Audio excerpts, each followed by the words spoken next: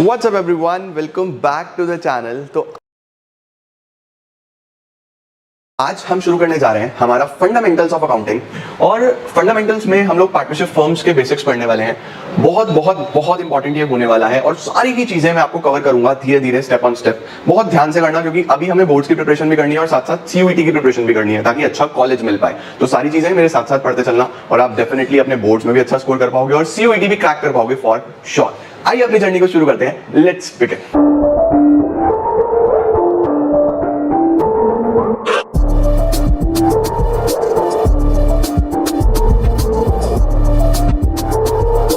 शुरू करेंगे हम लोग कुछ बेसिक्स के साथ जो काफी इंपॉर्टेंट होने वाले हैं इस पूरे चैप्टर में। सबसे पहले हम बात करते हैं, अगर स्टार्ट करें, डेफिनेशन ऑफ पार्टनरशिप। आप क्लास 11th में सोल प्रोप्राइटर के अकाउंट्स पढ़ के आए हो। सोल प्रोप्राइटर कौन होता था? सोल प्रोप्राइटर होता था जो अकेला बिजनेस होता था, जो अकेला इंसान बिजनेस चला रहा है। लाइक फॉर एग्जांपल किसी की ग्रोसरी शॉप है, एक अकेला इंसान चला रहा है, किसी की मेडिसिन शॉप है, किसी की कपड़े की दुकान है, अकेले के आपने अकाउंट्स बनाए। अभी 12th में आप क्या पढ़ने वाले हो? पार्टनरशिप। भाई एक से ज्यादा लोग होंगे, 2 3 4 5 इतने लोग होंगे, ज्यादा भी हो सकते हैं, जो मिलकर बिजनेस कर रहे होंगे। तो पार्टनरशिप क्या होता है? इसमें सबसे पहले जो आपको नोट्स बनाने हैं, साथ साथ नोट्स बना के चलना।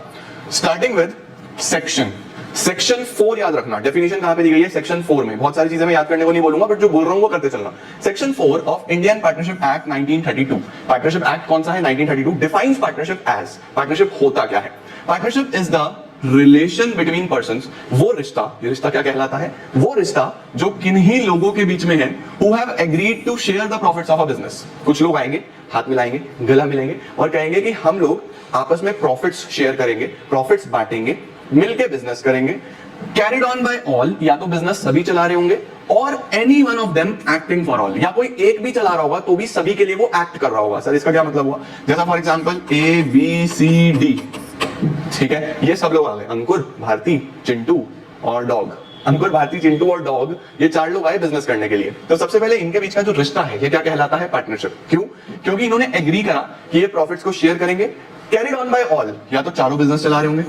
अब सपोज किसी दिन ये तीनों घूमने के लिए चले गए, तो सिर्फ अंकुर बचा, ए बचा। अगर ए भी बिजनेस कर रहा है तो उसका प्रॉफिट भी B C D सब में बटेगा। समझ रहे हो? सिमिलरली किसी दिन सिर्फ चिंटू काम कर रहा है तो A B और D सब में बटेगा, तो लॉस होगा वो भी सब में बटेगा। तो बिजनेस में be carried on by all, या तो सारे चलाएं, और even any one of them, but it will act for all. Definition समझ में आई? अच्छा, अब इसके बाद हमारे पास कुछ बेसिक कैरेक्टरिस्टिक्स होते हैं पार्टनरशिप के। बहुत सारे हो सकते हैं, लेकिन हमने मेन यहाँ पे सारे लिखे हैं। सबसे पहले 2 या 2 से ज्यादा लोग होंगे। सर अगर एग्जैक्ट नंबर को डिफाइन करना हो फिर तो आप याद रखो कि 2 से 50, मिनिमम 2 और मैक्सिमम 50 ये पार्टनर्स हो सकते हैं। मिनिमम 2 एंड मैक्सिमम 50, ठीक है। इसके बाद क्या होता है? एग्रीमेंट। इनके बीच में एक एग्रीमेंट होना चाहिए। दैट एग्रीमेंट ओरल भी हो सकता है, रिटन भी हो सकता है, ठीक है। ओरली भी अगर वो चाहे तो कर सकते हैं, बट एडवाइजेबल होता है कि एग्रीमेंट रिटन होना चाहिए। ओरली अब मेरी तुम्हारी क्या बात हुई, अगर ओरल हुई तो बाद में मैं भी मना कर सकता हूं, तुम भी मना कर सकते हो, तो लड़ाई झगड़े होंगे यार। रिटन होना चाहिए, ठीक है। 2 और more persons, agreement. Existence of business, business होना चाहिए तभी पार्टनरशिप करेंगे, और प्रॉफिट मोटिव होना चाहिए। मतलब अगर आप कोई नॉन प्रॉफिट ऑर्गेनाइजेशन खोल रहे हो मिलके, तो वो फिर पार्टनरशिप नहीं कहलाएगा, ओके। प्रॉफिट शेयर करें। रिलेशनशिप होनी चाहिए प्रिंसिपल और एजेंट की। प्रिंसिपल और एजेंट का क्या मतलब होता है? प्रिंसिपल और एजेंट का मतलब होता है कि एक अगर काम करेगा तो वो सामने वाले के लिए प्रिंसिपल भी है, यानी वो अगर सामने वाले कुछ कहेगा तो उसको मानना पड़ेगा, और सामने वाले का एजेंट भी है। अगर सामने वाला कुछ कहेगा तो मुझे मानना पड़ेगा। लाइक हम दोनों ने मिलकर बिजनेस करा, मैंने और आपने, ठीक है। अब आप मेरे एजेंट भी हो, यानी मैं कहूंगा तो आपको मानना पड़ेगा। आप मेरे प्रिंसिपल भी हो, आप कहोगे तो मुझे भी मानना पड़ेगा, तभी तो ये रिश्ता पार्टनरशिप कहलाएगा ना, है ना। उसके बाद बिजनेस में भी कैरिड ऑन बाय ऑल, या तो सभी चला रहे होंगे या any one of them acting for all. Then no separate existence. Partnership और बिजनेस और पार्टनर्स, पार्टनरशिप फर्म और पार्टनर्स दोनों एक ही है, कोई सेपरेट एंटिटी नहीं है। अब इसमें सर 2 बातें होती हैं। एक होता है अकाउंटिंग सेंस, एक होता है लीगल सेंस। अकाउंटिंग सेंस में जब हम अकाउंट्स बनाएंगे तो अकाउंट्स में दोनों को अलग माना जाएगा, क्योंकि हमें अकाउंट्स बनाने। बट जब लीगल कोई केस होगा, जब लॉ होगा, जब कुछ ऐसा सिस्टम बनेगा, तो उस सिनेरियो में एक ही होंगे। सर ऐसा क्यों? अब देखो, सपोज मैंने बैंक से लोन ले लिया फर्म के नाम से, हम पार्टनर्स हैं, मैं, आप और चिंटू। मैं, आप और चिंटू पार्टनर्स हैं। अब हमने लोन ले लिया फर्म के नाम से, लोन चुकाया ही नहीं। जब बैंक लोन लेने के लिए हमने कहा भाई फर्म से मांगो, फर्म अलग है, हमें क्या पता, हमने थोड़ी लिया, फर्म ने लिया, फर्म से लो, नुकसान हो जाएगा बैंक का। तो लॉ बोलता है भाई साहब सुनो, लीगली कोई सेपरेट एंटिटी नहीं है, आपकी कोई सेपरेट पहचान नहीं है, एक ही हो। फर्म ने लोन लिया यानी आपने लिया। अकाउंटिंग में भले ही आप अलग अलग मान लो कि आप फर्म की बुक्स अलग बनाते हो, अपनी बुक्स अलग बनाते हो, बट लीगली एक ही हो आप लोग, समझे। ये होता है हमारे पास कुछ बेसिक कैरेक्टरिस्टिक्स। इसके बाद हर पार्टनर के क्या राइट्स हैं, ये एक बेसिक सी चीज है जो आपको पता होनी चाहिए कि पार्टनरशिप में पार्टनर्स को क्या क्या राइट्स मिलते हैं। सबसे पहले वो प्रॉफिट्स और लॉसेस शेयर करेगा, वो बिजनेस में पार्ट लेगा, ऑब्वियसली बिजनेस के सारे डिसीजंस में पार्टिसिपेट करेगा, has the right to be consulted, कोई भी मैटर्स होंगे तो उससे कंसल्ट किया जाएगा, उसे बिना बताए कुछ नहीं किया जाएगा, has the right to inspect, वो बुक्स ऑफ अकाउंट्स का इंस्पेक्शन कर सकता है, चेक कर सकता है कि अकाउंट्स में क्या क्या लिखा गया है, कोई मुझे बिना बताए सेल तो नहीं करी गई चुपचाप। इसके अलावा has the right to disallow the admission of a new partner. अब मैं, आप और चिंटू 3 पार्टनर है, चिंटू चाहता है चिंटी भी आ जाए फर्म में, चिंटी भी फर्म में आ जाए। अब चिंटी तो चिंटू की फ्रेंड है ना, लेकिन मेरी नहीं बनती चिंटी से, मैं नहीं चाहता, तो मेरे एग्री करे बगैर चिंटी नहीं आ सकती। याद रखेंगे, एडमिशन अगर कोई नया पार्टनर आना चाहता है तो सभी का कंसेंट चाहिए, चिंटू के चाहने से कुछ नहीं होता, ठीक है। Is the joint owner of property, जितनी भी प्रॉपर्टी बनेगी उसमें मालिक होगा हर partner. Has a right to retire, जब चाहे रिटायर हो सकता है, लेकिन नोटिस देके, बिना नोटिस के रिटायर नहीं होगा, ओके। इसके बाद if a partner has given a loan to the firm, he has a right to receive interest at agreed rate। क्या लिखा हुआ है, अगर किसी पार्टनर ने फर्म को लोन दिया है, फॉर एग्जांपल मैं पार्टनर हूं और मैंने अपनी फर्म को लोन दिया, तो मैं फर्म से इंटरेस्ट ले सकता हूं। भाई फर्म, देखो आज मैं आपको जितनी चीजें बता रहा हूं ना, ये सब काम आएंगे आपके अभी आगे जब काम करोगे। एक फर्म है, ये फर्म है और मैं पार्टनर हूं, मैंने अगर लोन दिया तो मुझे इंटरेस्ट मिलेगा ना। भाई मैं अगर ना देता तो बैंक से लेती फर्म लोन, बैंक से लेती तो बैंक भी तो इंटरेस्ट लेता, हाँ या ना, ठीक है। तो अगर मैंने फर्म को लोन दिया तो मुझे भी इंटरेस्ट मिलना चाहिए, या तो एग्री कर लो, एग्री नहीं करा तो किस रेट पे मिलेगा, 6% के हिसाब से फर्म पे करेगी, पार्टनर को मिलेगा। 2 कंडीशन याद रखना, पहला या तो डिसाइड कर लो कि किस रेट पे चाहिए, डिसाइड नहीं करोगे तो जिस रेट पे लिखा गया है 6% इस रेट पे चलेगा, ओके। उसके बाद अब हमारे पास एक नए प्रकार की पार्टनरशिप आ रही है जो कि है लिमिटेड लायबिलिटी पार्टनरशिप। हमारे पास कौन सी आ रही है, limited liability partnership. Sir limited liability partnership क्या होती है, देखो ये एक स्पेशल टाइप ऑफ पार्टनरशिप है। पहली चीज, इसका इंडियन पार्टनरशिप एक्ट से कोई लेना देना नहीं है, इसका अलग ही एक्ट है। कौन सा एक्ट है हमारे पास, the limited liability partnership act 2008। याद रखना, पार्टनरशिप एक्ट से इसका कोई मतलब नहीं है, ये डिफरेंट एक्ट के अकॉर्डिंगली चलती है। वो एक्ट कौन सा है, LLP 2008, ठीक है। इसके साथ साथ हमारे पास जो लिमिटेड लायबिलिटी पार्टनरशिप होती है, इसके अंदर पार्टनर्स की लायबिलिटी लिमिटेड हो सकती है। एक जनरल पार्टनरशिप में सभी पार्टनर्स की लायबिलिटी अनलिमिटेड होती है, मतलब कि अगर फर्म पैसा ना चुका पाई, फर्म अपने ऑब्लिगेशंस ना चुका पाई, तो पार्टनर्स के पर्सनल एसेट्स तक भी बिक सकते हैं फर्म के लोन्स, फर्म के ऑब्लिगेशंस चुकाने के लिए। लेकिन लिमिटेड लायबिलिटी पार्टनरशिप में क्या हो सकता है, आप अपने पर्सनल एसेट्स बचा सकते हो, आप अपने घर की संपत्ति बचा सकते हो। अगर आपके पास लिमिटेड लायबिलिटी पार्टनरशिप है, वहां पे सभी पार्टनर्स की लायबिलिटी लिमिटेड हो सकती है एक्सेप्ट वन। एक की तो अनलिमिटेड रखनी पड़ेगी, नहीं तो फिर पैसे कौन देगा, है ना। तो क्या लिखा है, limited liability partnership in India came into existence with the enactment of LLP act which lay down the law for formation and regulation of LLPs। इसके अलावा नेचर क्या होता है, LLP याद रखना एक बॉडी कॉर्पोरेट होता है। बॉडी कॉर्पोरेट का मतलब एक रजिस्टर्ड बॉडी है। Then it is a legal entity separate from its partners, partners से अलग है। व्हाइट शायद आपको थोड़ा कम दिख रहा होगा, ब्राइटनेस कम करो, अभी आपको शायद बेटर दिखेगा। लीगल एंटिटी है, अपने पार्टनर से अलग है। इसके बाद LLP shall have perpetual succession. Perpetual succession होता है, चलता रहता है, पार्टनर्स आते रहते हैं, ये चलता रहता है। Any change in partners of LLP shall not affect its existence. LLP में अगर कोई भी पार्टनर का चेंज होता है तो वो उसके एग्जिस्टेंस पे कोई इंपैक्ट नहीं डालता। जनरल पार्टनरशिप में एग्जिस्टेंस पे इंपैक्ट आता है, अगर पार्टनर बदलेंगे तो पुराना एग्रीमेंट ही खत्म, यहाँ पे ऐसा कोई इंपैक्ट नहीं आता। इसके बाद ये याद रखना, Indian partnership act shall not apply to LLP। LLP पे इंडियन पार्टनरशिप एक्ट अप्लाई नहीं होता। इसके बाद LLP और पार्टनरशिप में एक डिफरेंस लिखा गया है। सर क्या डिफरेंस है, बहुत ध्यान से पढ़ने वाला डिफरेंस।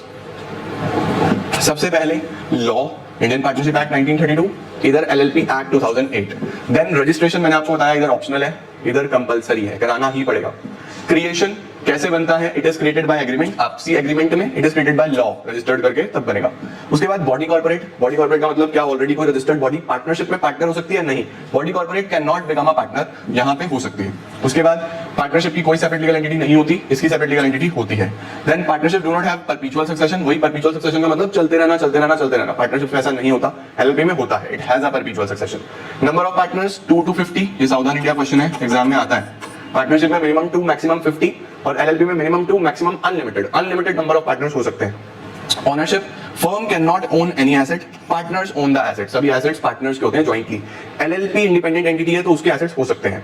लायबिलिटी यहाँ पे अनलिमिटेड होती है, यहाँ पे लिमिटेड हो सकती है, सभी पार्टनर्स की लिमिटेड हो सकती है, एक को छोड़ के, ठीक है। इस तरीके के कुछ डिफरेंस है, काफी इंपॉर्टेंट है, नोट करना है तो वीडियो रोक के नोट कर लो, अदरवाइज स्क्रीनशॉट ले सकते हो।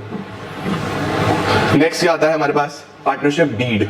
सर पार्टनरशिप डीड क्या होगा, देखो अगर अभी हमने डिस्कस करा कि पार्टनर्स जब पार्टनरशिप बिजनेस करेंगे तो आपस में एक दूसरे में एग्रीमेंट करेंगे। अब जब एग्रीमेंट करेंगे तो टर्म्स एंड कंडीशंस तो उसमें लिखी जाएंगी ना, कि भाई चिंटू का प्रॉफिट कितना, चिंटी का कितना, मेरा कितना, आपका कितना। सपोज हम 4 लोगों ने बिजनेस करा, चिंटू, चिंटी, मैं और आप। जब हम मिलजुल के बिजनेस करेंगे तो मुझे कितना हिस्सा मिलेगा, आपको कितना मिलेगा, चिंटू को कितना, चिंटी को कितना, सब लिखेंगे ना। तो वो एग्रीमेंट जिसमें पार्टनरशिप की टर्म्स और कंडीशंस लिखी जाती हैं उसको बोलते हैं पार्टनरशिप डीड, ठीक है। रिटन डॉक्यूमेंट, याद रखना रिटन होगा, which contains the terms of agreement is called partnership deed. It is also called articles of partnership, ये नाम याद रखेंगे, एग्जाम में आता है। इसको क्या बोलते हैं, आर्टिकल्स ऑफ पार्टनरशिप भी बोलते हैं। इसके बाद partnership deed should contain the following. Deed में क्या क्या होना चाहिए, name and address of the firm होता है, name and address of partners होते हैं, type and nature of business होता है, अमाउंट ऑफ कैपिटल, पैसा कितना लगेगा, इंटरेस्ट ऑन कैपिटल किस हिसाब से होगा, ड्राइंग्स कितना विड्रॉ कर सकते हो, इंटरेस्ट ऑन ड्राइंग्स कैसा होगा, प्रॉफिट्स कैसे बांटेंगे, सैलरी, गुडविल, बहुत सारी चीजें हैं। आप कोई भी 4 से 5 पॉइंट याद रख सकते हो, ठीक है। इसके बाद पार्टनरशिप डीड क्यों इंपॉर्टेंट है, why partnership deed is important, क्योंकि it regulates the rights, duties, liabilities, ये सभी अधिकार बताती है, ड्यूटीज बताती है, लायबिलिटीज बताती है, तो इंपॉर्टेंट है। उसके साथ it helps to avoid any misunderstanding, सब रिटर्न में है तो कोई लड़ाई झगड़ा नहीं होगा, मिसअंडरस्टैंडिंग नहीं होगी। उसके साथ एनी डिस्प्यूट, अगर कोई झगड़ा होगा तो आप इजीली सेटल कर सकते हो डीड के थ्रू। परफेक्ट। नेक्स्ट क्या आता है, rules applicable in the absence of partnership deed. बहुत बहुत इंपॉर्टेंट, वेरी वेरी इंपॉर्टेंट, सावधान है सवाल।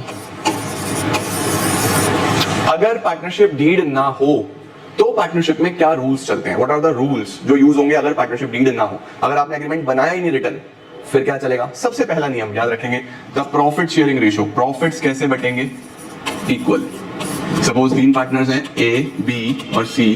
सबसे ज्यादा मेहनत ए करता है, सबसे ज्यादा ए करता है, तो हमने कहा था कि भाई 5 पार्ट्स आपके, उससे कम बी करता है, 3 आपके, 2 आपके। ऐसे रेशियो डिसाइड हुआ था कि अगर 10 रुपए कमाए तो 5 ए के, 3 बी के, 2 सी के, क्योंकि सबसे ज्यादा मेहनत ये करता है। लेकिन अगर आपने डीड नहीं बनाया तो कोई कितना ही मेहनत करते रहे ये नहीं चलेगा। कैसे बटेगा, बराबर बराबर बटेगा। याद रखना, अगर डीड नहीं है तो फिर प्रॉफिट्स एंड लॉसेस इक्वली बटेंगे। डीड है तो आप अपने हिसाब से डिसाइड कर सकते हो कि किसको ज्यादा मिलना है, किसको कम मिलना है, वो लिख लो, एग्रीमेंट बना लो। अगर नहीं है तो फिर बराबर बटेगा। इंटरेस्ट ऑन कैपिटल कोई भी नहीं दिया जाएगा, यानी कि अगर पार्टनर्स, यूजुअली पार्टनर्स ये बोलते हैं कि ये फर्म है और हमने एज अ पार्टनर इस फर्म में पैसा लगाया है, अगर हम पैसा यहां ना लगा के किसी बैंक में रखते तो बैंक भी तो इंटरेस्ट देता, तो फर्म को बोलते हैं कि आप भी हमें इंटरेस्ट दो। क्लास 11 में भी आपने आईओसी पढ़ा होगा, अगर नहीं पढ़ा तो अभी देख लो। जैसे पार्टनर्स कैपिटल लगाते हैं ना, तो वो बोलते हैं इंटरेस्ट दो। तो इंटरेस्ट कितने परसेंटेज पे मिलेगा, या तो आप अपने एग्रीमेंट में लिख लो, डीड में लिख लो, लेकिन अगर डीड नहीं बनाई तो कोई भी इंटरेस्ट ऑन कैपिटल नहीं दिया जाएगा।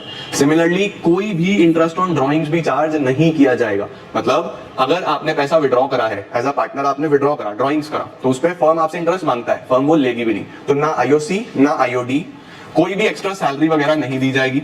इंटरेस्ट ऑन लोन मैंने आपको अभी पढ़ाया, या तो लिख लो, अदरवाइज फर्म पे करेगी किस रेट से, 6% पर एनम से। अगर फर्म ने कोई लोन लिया है तो इस लोन पे आप कितना इंटरेस्ट लेना चाहते हो, 5%, 7%, 10%, आपकी इच्छा, आप लिखो। नहीं लिखा तो 6%, ठीक है।